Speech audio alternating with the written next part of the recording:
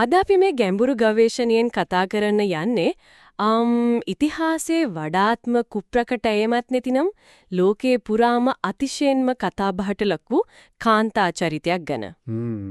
ඔව් ගොඩක් අයට මේ නම වුණ ගමන් ලොකු කුතුහලයක් ඇතිවෙනවා. අනිවාර්යයෙන්ම ඒ තමයි ක්ලියෝපැට්‍රා 7 වෙනි රජනි. අපිට අද මේ සාකච්ඡාව සඳහා විශාල මූලාශ්‍ර ගොන්නක් ලැබිලා තිනවා. ඒ කියන්නේ පැරණි ඓතිහාසික වාර්තා වගේම නූතන පර්යේෂණත් මේකට ඇතුළත්. ඔව්. ඉතින් අපේ අද අරමුණ එමත් නැතිනම් මේ ගවේෂණයේ ප්‍රධාන මෙහෙයුම වෙන්නේ එකම එක වැදගත් ප්‍රශ්නයකට උත්තර හොයන එකයි. ඇය ඇත්තටම ඉතිහාස පොත්වල සඳහන් වෙන විදිහට අතිශය කාම ආශාවෙන් පෙළුණු සුන්දරත්වයෙන් පිරිමින්ව වසඟයට ගත්ත කාන්තාවක්ද? එහෙමත් නැත්නම් මේක හුදෙක් ඇගේ සතුරන් විසින් ගොඩනගපු දැවැන්ත මිත්‍යාවක්ද කියන එක. හරියටම හරි. අපි මේක ලියාගමු. ක්ලියෝපැට්‍රා කියන්නේ ඊජිප්තුවේ හිටපු අවසන් පාරාවෝයියනේ. ඔව්, ඇය තමයි අවසාන පාලකයා. නමුත් හරිම පුදුමයි අදටත් අපේ සමාජයට යව මතකයේ රැඳිලා තියෙන්නේ ඊටාම දක්ෂ බුද්ධිමත් පාලකයෙක් විදිහට නෙවෙයි ඇයව නිරූපණය කරන්නේ කාමුකත්වයේ සංකේතයක් විදිහට. ඒක සම්පූර්ණයෙන්ම ඇත්ත. අපිට මෙතනදී මුහුණ දෙන්න වෙන ප්‍රධානතම ගැටලුව තමයි ක්ලියෝපැට්‍රා ගැන කිසිම සෘජු අපක්ෂපාතී තොරතුරක් අපිට ඉදිරි වෙලා නැති එක. ඒ කියන්නේ ඇය ගැන ලියපු අය ඔක්කොම වගේ ඇයට විරුද්ධ අය. පැහැදිලිවම අද අපිට කියවන්න ලැබෙන සියලුම සාහිත්‍යමය සාක්ෂි වාගේ ලියවිලා තියෙන්නේ ඇයගේ පරම සතුරුන් වුණු රෝමානුවන් අතින්. ඒ නිසා අපි ඇයව දකින්නේ අපේම ඇස් වලින් නෙවෙයි. අපි මේ දකින්නේ රෝමානුවන් විසින් නිර්මාණය කරපු දවන්ත රෝමානු තිරය හරහා. ඒක හරියට පාට කන්නඩියකින් ලෝකයේ දිහා බලනවා වගේ වැඩක්. හරියටම හරි. තමන්ගේ සතුරෙක් ගැන ලියනකොට කවුරුත් කිසිසේත්ම පක්ෂපාතීත්වෙන් තොරව ලියන්නේ නැහනේ. මේ මූලාශ්‍ර ඔක්කොම කොට නැගලා තියෙන්නේ රෝමයේ පෞද්ගලික දේශපාලන අවශ්‍යතා මත විතරයි. ඒ නිසා මේ කතාන්දරවල තියෙන සැබෑ යථාර්ථය සහ මිත්‍යාව අතර ලොකු පරතරයක් තියෙනව නේද? ඇත්තටම හිතාගන්න බැරි තරම් ලොකු පරතරයක් තියෙනවා. අද කාලේ අපි නිතරම කතා කරනෝනේ මේ ව්‍යාජ පුවත් එහෙමත් නැත්නම් ෆේක් නිවුස් ගැන. සමාජ මාධ්‍යවල එහෙම පොණ තරම් දකිනවා. ඔව්, දේශපාලනයේදී විශේෂයෙන්ම දකින්න ලැබෙනවා. හැබැයි මේ මූලාශ්‍ර දිහා බලනකොට මට තේරෙන දේ තමයි මේ ව්‍යාජ පුවත් නිර්මාණය කිරීමේ කලාව ඉතිහාසයේ කොච්චර ඈතට දිව යනවද කියන එක. මූලාශ්‍රවල සඳහන් වෙනවා ක්‍රිස්තු පූර්ව 31 දී රෝමයේ ඇති වුණු දැවැන්ත බලාරගලයක් ගැන. ඔව්, ඒ තමයි ඔක්ටේවියන් සහ මාක් ඇන්ටනි අතර ඇති වුණු යුද්ධය. මේ ඔක්ටේවියන් කියන්නේ පස්සේ කාලෙක රෝමයේ පළමු අධිරාජ්‍යයා වුණු ඔගස්ටස්නේ. ඉතින් මේ යුද්ධයේදී ඔක්ටේවියන්ට උණ වෙලා තියෙනවා මාක් ඇන්ටනිට එරෙහිව යුද්ධ ප්‍රකාශ කරන්න නීත්‍යානුකූල සහ සාධාරණ හේතුවක් ලෝකෙට පෙන්වන්න. මෙහිදී වඩාත් සිත් ගන්නා කරුණ නම් මේක නිකම් කටකතා පැතිරවීමක් නෙවෙයි. මේක ඊටාම සූක්ෂම විදියට හිතාමතාම දියත් කරපු දැවන්ත ප්‍රචාරක ව්‍යාපාරයක්. ඒ කියන්නේ සැලසුම් සහගත ප්‍රොපගෑන්ඩා කැම්පේන් එක. අනිවාර්යෙන්ම ඔක්ටේවියන්ට ලොකු ප්‍රශ්නයක් තිබුණා. මාක් ඇන්ටනි කියන්නේ රෝමයේ හිටපු ප්‍රබලම නායකයෙක්නේ. තවත් රෝම ජාතිකයෙකුට එරෙහිව යුද්ධ කරන එක රෝම ජනතාව අනුමත කරන්නේ නැහැ. ඒ නිසා ඔහුට වෙන තිලක්කයක් ඕන වුණා. ඔව්. ඒ නිසා ඔක්ටේවියන්ට අවශ්‍ය වුණා රෝම ජනතාව තුළ ඇන්ටනිගේ පෙම්වතිය වුණු ක්ලියෝපැට්‍රා කෙරෙහි දැඩි වෛරයක් සහ බියක් ඇති කරන්න. ඒ සඳහා ඔහු ඇයව ගණිකා රැජිනක් විදියට හංවඩු ගෙසුවා. ඒක හරිම පහත් වැඩක් නේද? එපමණක් නෙවෙයි රෝමයේ සාම්ප්‍රදායික සාරධර්ම විනාශ කරන්නාපු භයානක විදේශීය කාන්තාවක් විදියට සමාජ ඉදිරියේ ඇව නිරූපණය කළා. දේශපාලන බලය තවහුරු කරගන්න කාන්තාවකගේ චරිතය ඝාතනය කරන එක කොච්චර ප්‍රබල ආයුධයක්ද කියන එක මේකෙන් අපිට හොඳටම පැහැදිලි වෙනවා. ඒ කියන්නේ ඒක සම්පූර්ණයෙන්ම මඩගැසීමේ ව්‍යාපාරයක්. මේ මූලාශ්‍රවල අපූර්ව උදාහරණයක් තියෙනවා මේ ප්‍රචාරක යන්ත්‍රය කොච්චර දුරදිග ගියාද කියන. ප්‍රොපර්ටියස් කියලා රෝමානු කවියෙක් ගැන සඳහන් වෙනව නේද? ඔව්, ප්‍රොපර්ටියස් කියන්නේ ඒ කාලේ හිටපු ජනප්‍රිය කවියෙක්. ඔහු ක්ලියෝපැට්‍රා ගැන අතිශය අසත්‍ය චෝදනාවක් සමාජගත කරලා තියෙනවා. අද කාලේ ඉන්න සමාජ මාධ්‍ය බලපෑම්කරුවෙක් කියන්නේ ඉන්ෆ්ලුවෙන්සර් කෙනෙක් වගේ තමයි එයා. ඔහු ලිව්වා ක්ලියෝපැට්‍රා තමන්ගේ මාලිගාවේ ඉන්න ගෘහස්ත වහලුන් එක්ක පවා ලිංගිකව හැසිරිලා ඒකෙන්ම වෙහෙසටපත් වෙලා හිටපු කාන්තාවක් කියලා. ඇත්තටම මේ වගේ කතා රෝම ජනතාව අතර හරිම වේගෙන් පැතිරියන්නේ නැති. ඔව්, මොකද කවි හරහා මිනිස්සුන්ට මේවා කාවත් දනවා ලේසිනේ. ඒකෙන් උනේ රෝම ජනතාවට ඈගේ දේශපාලන ඥානය ගැන සම්පූර්ණයෙන්ම අමතක වෙලා ගියා. ඒ වෙනුවට මේ පෞද්ගලික ජීවිතය ගැන ගොතපු බුරු කතා විතරක් විශ්වාස කරන්න පටන් ගත්තා. මේ විදිහට තමයි ඔක්ටේවියන්ට තමන්ගේ යුද්ධය සාධාරණීකරණය කරන්න පුළුවන් උනේ. ඒව සම්පූර්ණයෙන්ම රාගයෙන් මත්තුණු තැනැත්තියක් බවට පත්කිරීමේ මෙහෙයුම ආරම්භ වුණේ එතනින්. පැහැදිලිවම මුල පටන් ගත්තේ එතනින්. මෙතනදී තමයි මේක ඇත්තටම රසවත් වෙන්නේ. දැන් අපි හැමෝම අහලා තියෙන කතාවක් තමයි ඇයට පෙම්වතුන් 100 ගණනක් හිටියා කියන එක. හැබැයි මේ මූලාශ්‍ර කියවනකොට මට තේරුණා ඒක සම්පූර්ණයෙන්ම ගොඩනැගපු පුරාවෘත්තයක් කියලා. නූතන පරීක්ෂණ වලින් මේ කතාව සම්පූර්ණයෙන්ම බිඳ දමනවා. මේ කරුණු අනුව ක්ලියෝපැට්‍රාට හිටියේ ප්‍රධාන පෙම්වතුන් දෙදෙනයි. ඒ ජූලියස් සීසර් සහ මාක් ඇන්ටනි. මේ දෙදෙනා හැර වෙනත් කිසිව කෙනෙක් එක්ක ඇය සම්බන්ධතාවයක් පවත්ලා තියෙනවා කියලා හිතන්නවත් බෑ කියලා ඉතිහාසඥයන් කියන්නේ. ඉතින් කොහෙන්ද මේ 100 ගණනකගේ කතාවක් ආවේ? ඇයි ඇය මේ දෙන්නාම තෝරගත්තේ? අපි මේ සම්බන්ධතා දෙක දිහා බලනකොට මේවා හුදු කාම ආශාව මත ගොඩනැගුණු සම්බන්ධතා කියලා හිතනෝ නම් ඒක ලොකු මූලාවක්. ඒ කියන්නේ මීට වඩා ගැඹුරු දේශපාලනයක් එතන තිබුණා. අනිවාර්යෙන්ම. ඇය මේ තීරණ ගත්තේ ඇයි කියලා අපි පුළුල් රාමුවකද ගෙනාවොත් අපිට මේ දේවල් වල සැබෑ අරමුණ තේරුම් ගන්න පුළුවන්. ක්ලියෝපැට්‍රාට රජකම ලැබුණේ ඊජිප්තු ඉතිහාසයේ ඊටාම අසීරු කාල පරිච්ඡේදයක.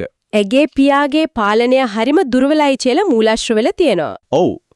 ඒ නිසා ඇයට උරුම වුණේ සම්පූර්ණයෙන්ම ආර්ථිකයේ කඩාවැටුණු ණය වෙච්ච රටක්. අනෙක් පැත්තෙන් රෝම අධිරාජ්‍යයේ බලපෑම එන්නෙන්නම වැඩි වෙමින් තිබුණේ. ඊජිප්තුව රෝමයේ යටත් විජිතයක් වෙන්න ඔන්න මෙන්න තිබුණේ. ඉතින් තමන්ගේ රාජ්‍යයේ ආර්ථිකය ගොඩ ගන්නත් ඊජිප්තුවේ නිදහස රැක ගන්නත් නම් ඇයට අනිවාර්යයෙන්ම ඒ යුගයේ ලෝකේ හිටපු බලවත්ම නායකයින්ගේ සහාය අවශ්‍ය වුණා. ඒකනේ සීසර් සහ ඇන්ටනි එක්ක ඇති කරගත්ත සම්බන්ධතා කියන්නේ අන්න ඒ දැඩි දේශපාලන අවශ්‍යතාවය මත ගොඩනගාගත්තු ඊටාම තියෙන උපාය මාර්ග සන්දාන දෙකක්. ඒ කියන්නේ මේවා හරියට අද කාලේ රටවල් දෙකක් අතර අත්සන් කරන දෙපාර්ශ්වික ගිවිසුම් වගේ වැඩක්. තමන්ගේ රට බේරගන්න ඇය පාවිච්චි කරපු තුරුම්පුවක් තමයි මේ. හරියටම හරි. ඇය පෞද්ගලික ජීවිතය පවා රාජ්‍යතාන්ත්‍රික ආයුධයක් කරගත්තා. මූලාශ්‍රවල තව අපූර්ව දෙයක් තියෙනවා.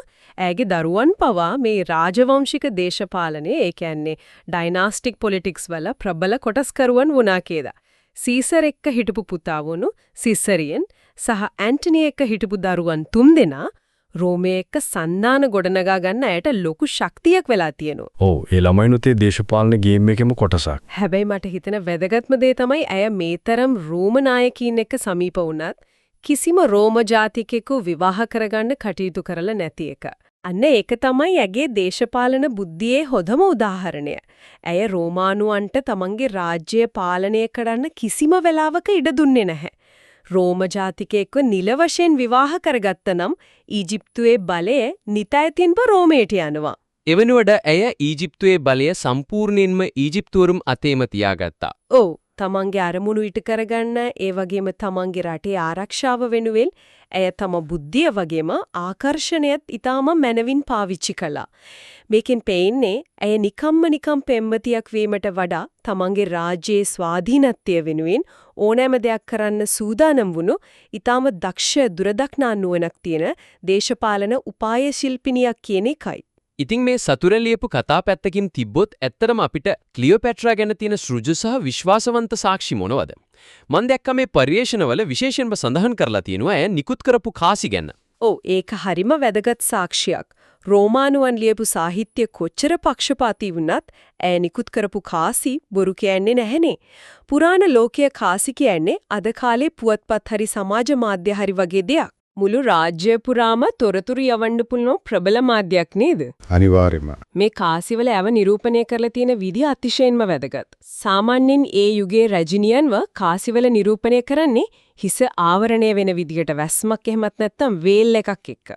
ඒකෙන් පෙන්නුවේ ඌන්ගේ යටහත් පහත් බව සහ ආගමික පසුබිම. නමුත් ක්ලියෝපැට්‍රාගේ කාසිවල ඒ වැස්ම නැහැ. ඒ වෙනුවට අය පැලදගෙන ඉන්නේ ඩයඩම් එකක් කියලා මූලාශ්‍රවල තේනවා. ඒක හරියට ඔටුන්නක් වගේ එකක් නේද? ඒක නෑ මොකද්ද ලෝකෙට කියන්නේ හැදුවේ? ඩයඩම් එකක් කියන්නේ හුදක් ආභරණයක් නෙවෙයි. ඒක පැරණි හෙලෙනිස්ටික් යුගයේ රාජකීයත්වයේ සහ අසීමිත බලයේ ප්‍රධානතම සංකේතය. මේ හරහා අය ලෝකෙට දුන්න පණිවිඩය ඊටම පැහැදිලි. ඇය තමන්ව හඳුන්වලා දෙන්නේ හුදු කාන්තාවක් හරි රජුගේ බිරිඳක් හරි විදිහට නෙවෙයි. සම්පූර්ණ බලතල තියෙන ස්වාධීන පාලකයෙක් හැමතතන් රජෙක් විදිහටමයි. ඒක ලොකු ප්‍රකාශනයක් ඒ කාලේ හදියට? ඔව්. අපි මේව බඩ පුයුල් චිත්‍රයකට සම්බන්ධ කළහොත් මේ කාසිවල තියෙන තවත් සුවිශේෂී ලක්ෂණයක් අපිට හඳුනා ගන්න පුළුවන්. විශේෂයෙන්ම මාක් ඇන්ටනි එක්ක එකතු වෙලා ඇය නිකුත් කරපු කාසි දිහා බලන්න. ඒ කාසිවල එක පැත්තක ඇන්ටනිගේ රූපයත් අනිත් පැත්තේ ක්ලියෝපැට්‍රාගේ රූපයත් නිරූපණය කරලා තියෙනවා. ඒ කියන්නේ ඒකෙන් අදහස් කරන්නේ ඕන් දෙන්න අතර තියෙන සමාන බලයක් ගැනද? අනිවාර්යෙන්ම. ඒ යුගයේ දේශපාලන සන්දර්භයේ ඇතුලේ මේකෙන් අදහස් වෙන්නේ පැහැදිලි හවුල්කාරීත්වයක්. එකිනෙකාට සමාන බලයක් තියෙන හවුල්කරුවන් දෙදෙනෙක්. එක පැත්තකින් ඇන්ටනිගෙන් රෝමේ දැවැන්ත හමුදා බලය නියෝජනය වෙනකොට ක්ලියෝපැට්‍රාගේ නියෝජනය වුණේ ඊජිප්තුවේ අතිමහත් ධනය සහ ධාන්‍ය සම්පත. මේක නිකම්ම ප්‍රේම සම්බන්ධයක් නිසා ආදරයට නිකුත් කරපු කාසියක් නෙවෙයි නම්. නෑ කිසිසේත්ම නෑ. මේක ලෝකයේ දැවැන්තම බලවතුන් දෙදෙනෙකුගේ ආර්ථික සහ මිලිටරි එකමුතුව මුළු ලෝකෙටම ප්‍රකාශ කරපු නිල මුද්‍රාවක්. ඒ සැබෑ සාක්ෂියව කියෙද්දී ඇයගේ මරණයෙන් පස්සේ කොහොමද මේ කියන රෝමානු ප්‍රචාරක යන්ත්‍රය සියවස් ගණනාවක් පුරාවට මේතරම් සාර්ථකව ලෝකීය පුරාමම පැතිරුණේ කියන එක ඇත්තටම පුදුම සහගතයි. මන් දැක්ක 14 වෙනි සියවසේ ඒ කියන්නේ මධ්‍යතන යුගයේදී බොකාචියෝ කියලා ඉතාලි ලේඛකෙක් ඇය ගැන කරපු ප්‍රකාශයක්. ඔහු ඒ කාලේ ගොඩක් ජනප්‍රිය ලේඛකෙක්නේ. ඔහු කියනවා පිරිමින් අවාසනාවන්ත ලෙස ඇය සමග පෙමින් බැඳී සිටියා කියලා. ඒ කියන්නේ ඇය පිරිමින්ව විනාශ කරන මායාවියක් වගේ අදහසක්. ඒ කාලේ සමාජය ඒ වගේ කතා විශ්වාස කරන්න ගොඩක් කැමති වුණා. හැබැයි ඊටත් වඩා පුදුම හිතන කතාවක් තියෙනවා 17 වෙනි සියවසේදී වෙච්ච දෙයක් ගැන. ඔව් ඒ වෙනකොට තත්ත්වය තවත් දරුණු වෙලා තිබුණේ. 17 වෙනි සියවසේදී ක්ලියෝපැට්‍රාගේ නමෙන් සම්පූර්ණම ව්‍යාජ කාමුක පොතක්, ඒ කියන්නේ ෆෝජ්ඩ් පෝන් පොතක් යුරෝපයෙන් නිකුත් වෙනවා. ඒකේ සඳහන් කරලා තියෙන්නේ ඇය ගණිකා මඩමකදී පිරිමින් 106 දෙනෙක් එක්ක ලිංගිකව හැසිරුණා කියලා. මොකද පිරිමින් 106 දෙනෙක්? ඒ කියන්නේ කිසිම ඓතිහාසික පදනමක් නැති සම්පූර්ණයෙන්ම අතින් ගොතපු ෆැන්ටසියක් මිනිස්සු ඇත්තක් විදිහට පිළිගත්තා කියන එකද? අවාසනාවකට ඒක තමයි ඇත්ත. මේවා කොච්චර විස්මිත සහ පදනම් විරහිත කරුණු වුණත් සමාජයේ මේ කතා හරිම ආශාවෙන් වැළඳගත්තා.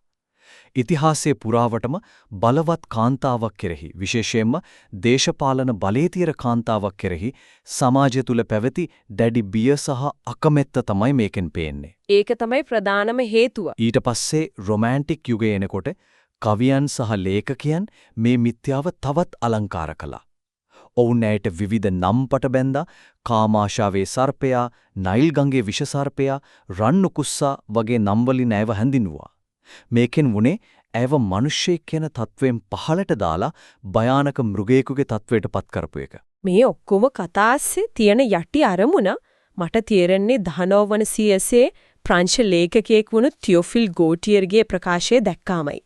ඔහු ඇය වඩාත්ම ස්ත්‍රී ගුණයෙන් යුතු කාන්තාව විදියට හඳුන්වලා කියනවා ඇය දරුණ කුරිරු හෝ අවංක නොවන තැනැත්තියක වීමට ප්‍රධානතම හේතුව ඇය කාන්තාවක් වීම කියලා. ඒ කියන්නේ මේ ඔක්කොම චෝදනාවල මුල තියෙන්නේ සමාජයේ මුල් බැසගත්තු ස්ත්‍රීද්‍රෝහී ආකල්ප නේද? පැහැදිලිවම ගෝටියර්ගේ ඒ ප්‍රකාශයෙන් මේ ඛේදවාචකයේ මනාව පැහැදිලි වෙනවා. කාන්තාවක් අතිශය බුද්ධිමත් වීම සහ ලෝකයේ බලවන්තම අධිරාජ්‍යයක් එක්ක කරට කර දේශපාලනය කිරීම එදා හිටපු පුරුෂ මූලික සමාජයට ඉවසා ගන්න බැරි වුණා. ඔවුන්ට ඒක ලොකු තර්ජනයක් වෙන්නටි. අනිවාර්යෙන්ම පිරිමින්ට වඩා කාන්තාවක් දක්ෂ වෙනකොට ඇගේ දක්ෂතාවයට පහර දෙනව වෙනුවට ඔවුන් පහර දුන්නේ ඇගේ ලිංගිකත්වයට සහ චරිතයට. ඒක තමයි ලේසිම ක්‍රමය.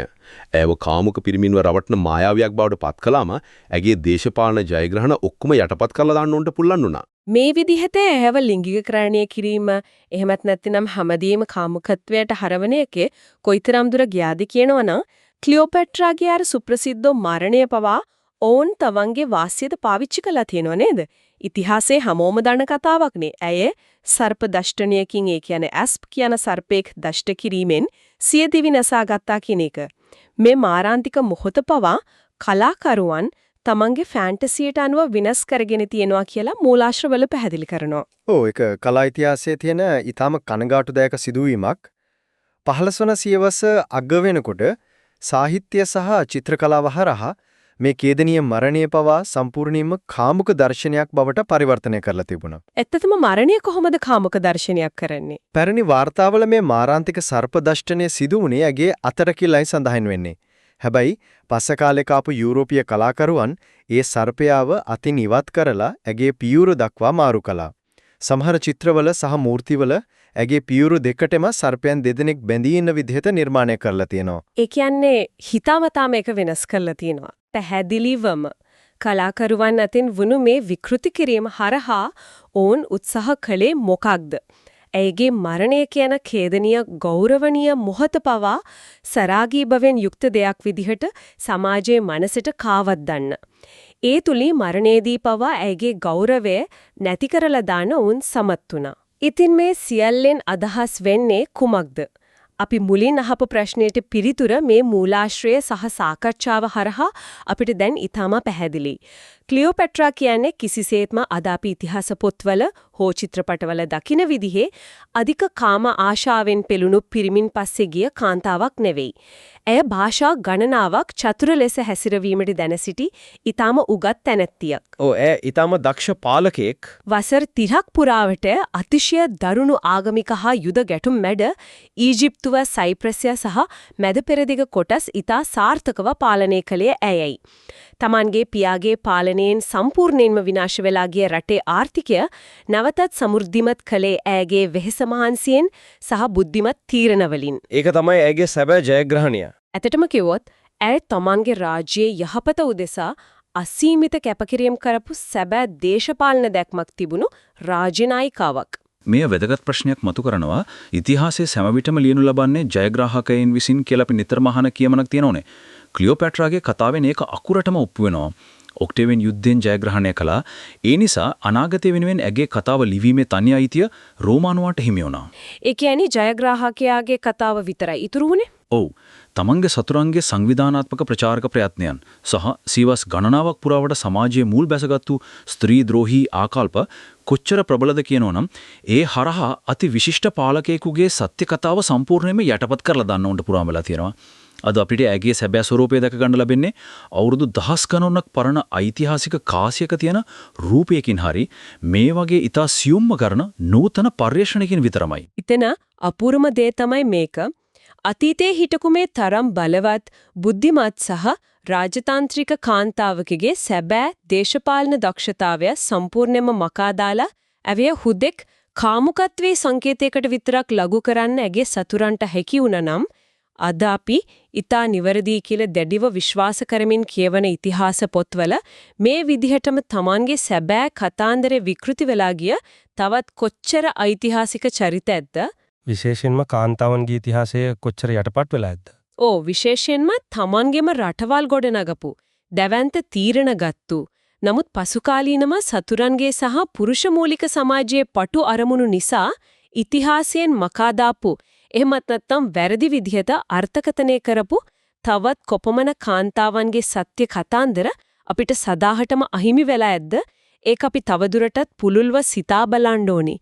ඒ වගේම අපේ ඉතිහාසයේ කියවීම ගැන නැවත නැවතත් ප්‍රශ්න කරන්න ඕනේ මානයක් විදිහට ඔයාලගේ මනසට ඉතුරු කරමින් අදට අපේ මේ ගැඹුරු ගවේෂණය මෙතකින් නිමා කරනවා. යලිත් දවසක මේ වගේම අපූර්ව මූලාශ්‍ර ගොන්නක් එක්ක හමු වෙමු.